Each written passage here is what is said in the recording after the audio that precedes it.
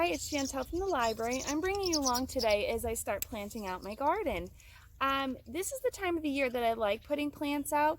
I know that they're generally going to be safe. The weather is warmer, the soil has had a chance to warm up, and as long as there's no frost predicted in the weather forecast, you're good to go. Now, these are my tomato plants. I started them in the basement several months ago from seed, but a lot of times it's just fine to buy them from a local garden store or a friend who has plants. You want to try to make sure that you plant these out usually earliest in the day. Anytime in the morning or even in the evening if you can. Anything other than the middle of the day where the sun is so high and beating down on it and really hot. It causes a little bit less of a transplant shock for anything that you're planting. Now, with these tomatoes, I already have my hole dug. And with tomatoes, the good thing about them, they're pretty hardy. So you can plant a nice deep hole. And with the tomatoes, I'll show you this one. I've already clipped off the bottom, kind of scraggly, yellowy, dying leaves from when it was sitting in the pot. And I'm actually going to plant this deep. You can plant this tomato all the way up the stem, and it will actually start to root once it's in the ground. So that'll make for a nice, healthier plant down the road in the summertime. Okay, so, and you also want to make sure that it's not root bound, and then you kind of just gently tease the roots apart so they're not all kind of tightened up. Okay, so this one is going to go right in the dirt. You just gently push the dirt right around to it, and you see there, that one's good to go.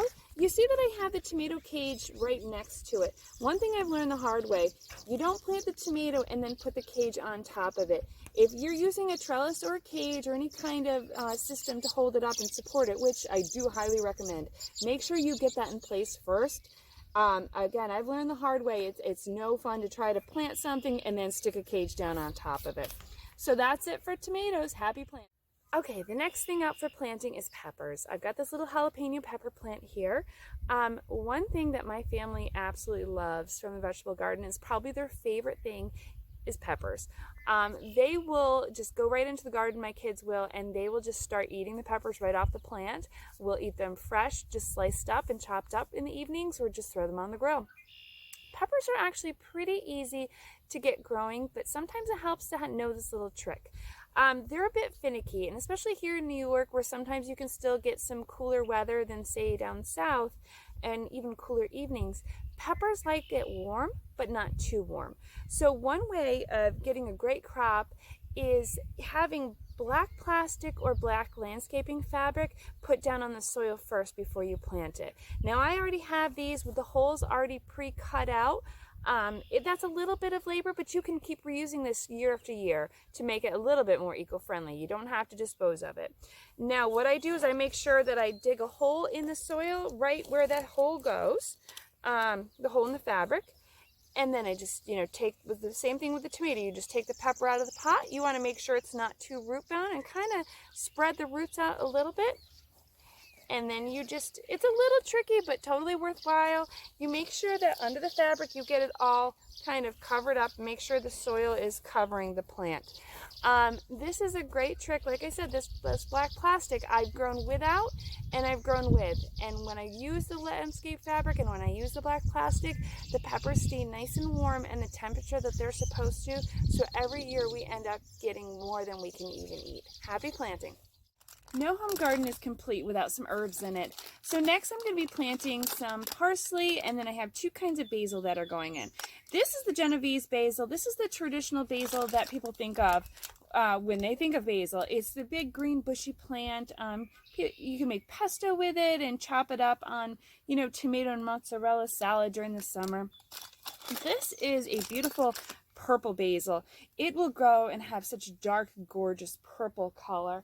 And then the basil I've already gotten in there. This is really just quick and easy to plant. Same thing as with all the other ones. You make sure you want to dig the hole a decent size. Make sure to space your plants apart so they have enough room to grow. So this purple basil, you're just going to, again, make sure it's not root bound. Just kind of spread the roots out a little bit without ripping them apart. And just dig it and place it in the hole. And there you go. One quick tip, and just this is very important, it's not even a tip, it's a necessity. When you are done planting, make sure that you water heavily. Transplanting takes a lot out of your plants, so they need that little extra drink of water. And another important thing, when you are planting, do not try really hard to not get any water on the leaves. Make sure to water at ground level. The dirt needs to be wet, not the leaves. Happy planting. All of the plants that we planted out in the garden today, they can also be put into pots to be kept on your patio or your front or back porch, so you could have a container garden if you don't have a big garden space. I potted up these herbs so they will stay back here, and then we can just use them all summer long. I also do pot up tomatoes, peppers, eggplant, and I've even done zucchini before, and keep those on my back patio. A couple things, you just want to make sure that you're using a pot that is big enough for the plant. These herbs, they're a small enough plant, so we don't need gigantic pots for them. A tomato, a lot of people even use 5-gallon buckets with drainage holes drilled in, and you just want to make sure a big enough pot. And you also want to use soil that is specific for containers, like a potting soil. You don't want to use garden soil. Make sure to keep them well fed by fertilizing and watering throughout the summer. That's it. Have a great gardening time.